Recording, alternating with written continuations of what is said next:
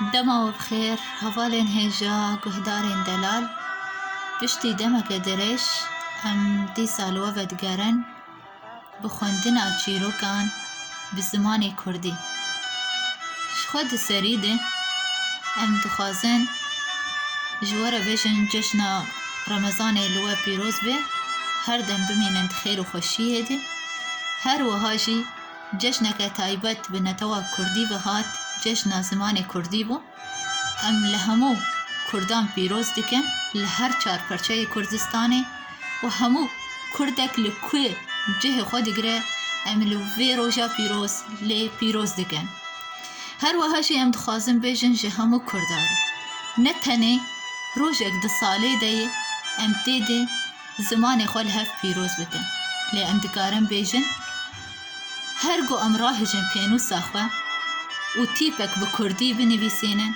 بخواه روژا جشنه جمره و ام لهف پیروز دکن زمان دایکی وکه هر جارجی دبن سلوکان خوده ام وی پروژه خوب جیتینن و ام شورد بیجن زمان مهابونا میه بپشگری و ام خورد دبن و بسر دکبن چیروکا میه ایرو دبن سرناوه خونا لگل هف نزیکاتی که ام بهوره گهدار بکن خونا لگل هف نزیکاتی روژه که ازو کره خواه لگل هف رونشتی بون ما بهوره لکرت فیلمکی تماشه دکر دوی کرت فیلمی ده دو برا لهف ندکرن و شر و پفچون دنافبر آوان ده چه دبو افتشت بالا کره من کشاند و گوت من یاده ها یاده مانتش من را گوت نابه دو برا دمالک ده جیان دکن پفچون دنافبر آوان ده چه ببه من بکسر لیمی ذکر و کیلیکه که از بیدنگ مام و من گوته راست کره من افتشت خرابه و دوی هر دم ام جهف هز بکن ماتمایی لبرسوا من نیری و گوت لی چما باوی من هر شف گول شر دیناره دبیجه چما برای باشور باکور روش هلات و روش آوا نابن یک و ناین گل من گوته هر اجبر چاوی من اف نکاره تیه دوان چیروکان ده بحث نکه گوته من و بدنگکی بلند دیگری که آپی من چما ناین با من از آپی خود خوازم گره من دمک دریش لسر وی حالی ما و تنی دگوت که برای باوی من چما ناین با ما کانی آپی من هر دم گوا گو پرس دکر من پیر شر دکر جبو کو جبیر بکر لی جبیر ندکر و روش بروش بهتر دفکری من پر هاول دا گوان هزران جمجی کره خوا درخم لی من ندکاری روش بروش بیرم از زنده بو روشه که کره من چو باوی خوا و رونشت گوته باوو که تلیفونش آپی من روکه بلاوره بامه هفجین من ماتمایی ما و گوت آپی تکی کره من آپی تتننه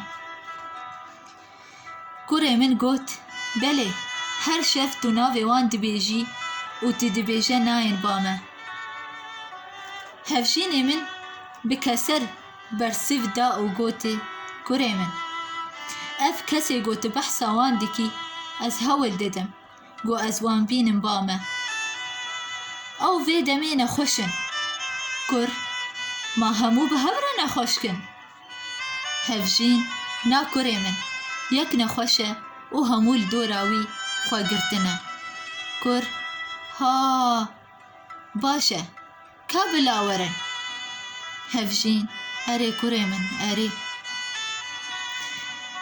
هفجین من پر خمگینی خواه آنی زمان و پر هیوی جی هبون و دخواست اف خون بجی وره و اف پسیکولوژی جی راحت ببن جبرکو نفش بنفش عین ايش دکشینن. پرسا کوڕێ من ئەنجامەکە نەخۆش ji min re dide nexuyakirin. Gelo, em ê bikhêjin hev? Ev rojekê wê bibe rast, yan jî her dem em ê di vê xewnê de bimînin. Dê û bav li hev rûniştin û wiha gotin.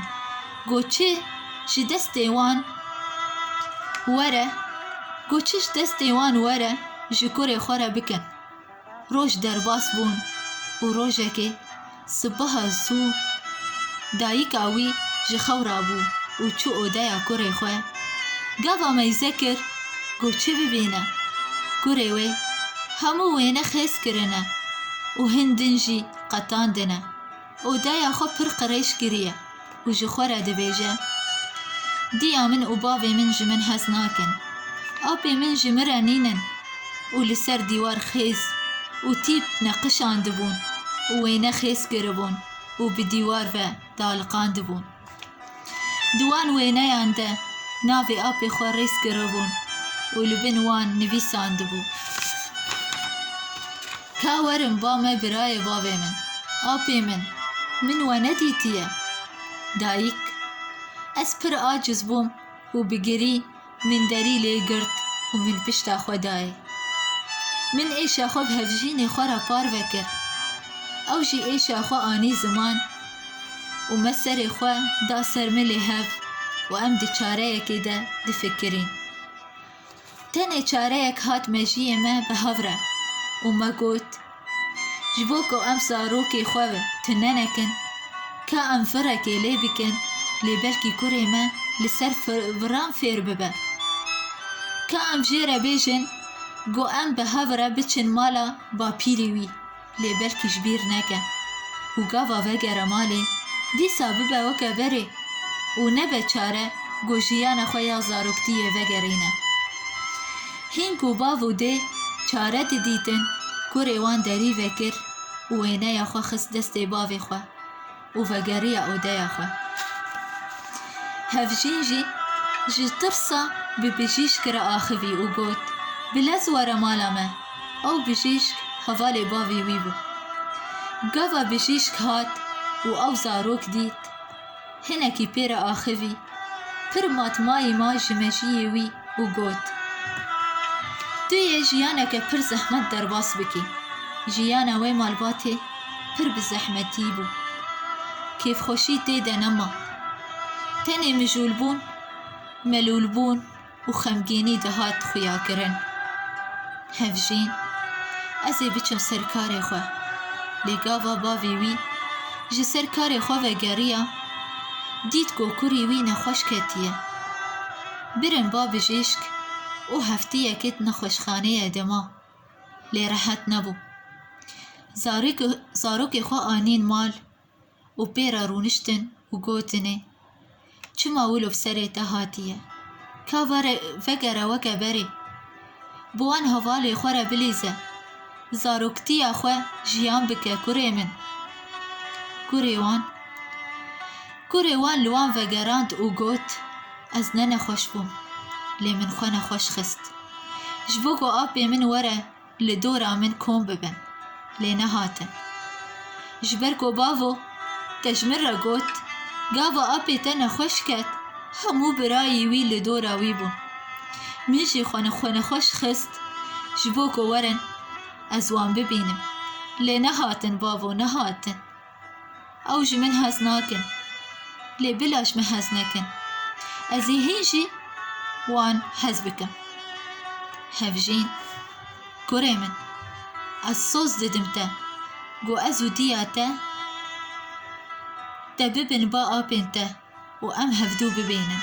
Kur: Em ê wan jî bînin mala xwe ne? Hevjîn: Erê kurê min. Piştre re hevdû girtin û çûn ziyareta her çar aliyan û pir jiyaneke xweş şanî kurê xwe kirin. Lîstok jê re kirîn, lê piştî demekê kurê wan got: Ka em vegerin malê. Hevjînê min jê re got: Çima kurê min? Kur: Bavo ez qet ji apên xwe fêm nakim. لی ez bê serdanê kêf xweş bûm. Ta ku ez mezin bibim, ez ê fêrî zimanê wan jî bibim, ta ku em ji hev fêm bikin. Hev jîn baş e kurê min, baş e.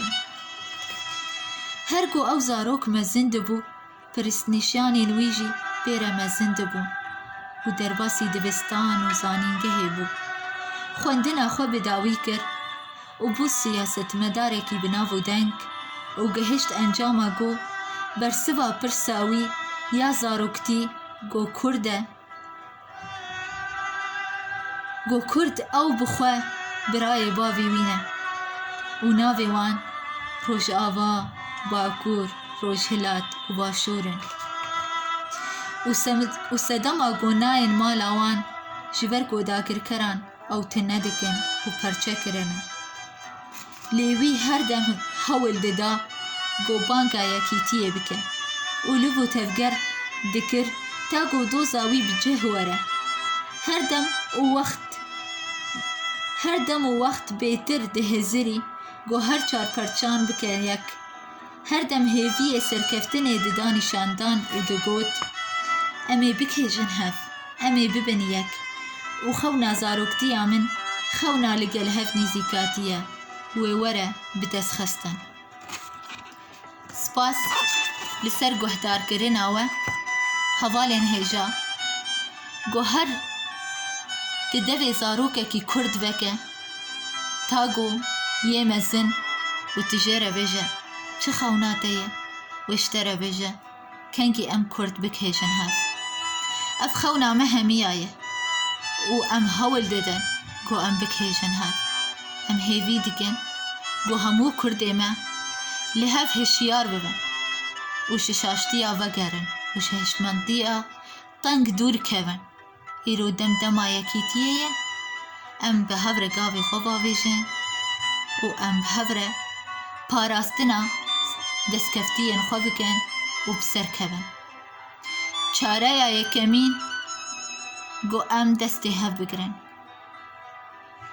Em bi hev re bibin yek, xewnê xwe bi cih bînin, dûrî her tiştê qirêj bikevin. Îdî bes e. Îdî bes e heya astekê got dijminê me hişt, got di nav me de şerê birakujî, hevdû tunekirin, hevdû neqebûlkirin di nav me de ava kir. Lê îdî bes e divê got em hişyar bibin û em bi hev re destê hev bigirin. Îro dem hewcetdarê bêhtir ji demên dîtir, yê derbasbûyî yê giwerî jî. Îro dem em destê hev bigirin û yekîtiya xwe ava bikin. Bijî her Kurdekî welatparêz got doza yekîtiyê dike. û spas ser guhdarkirina we û her dem bimînin di xêr û xweşiyê de. Silav û rêz.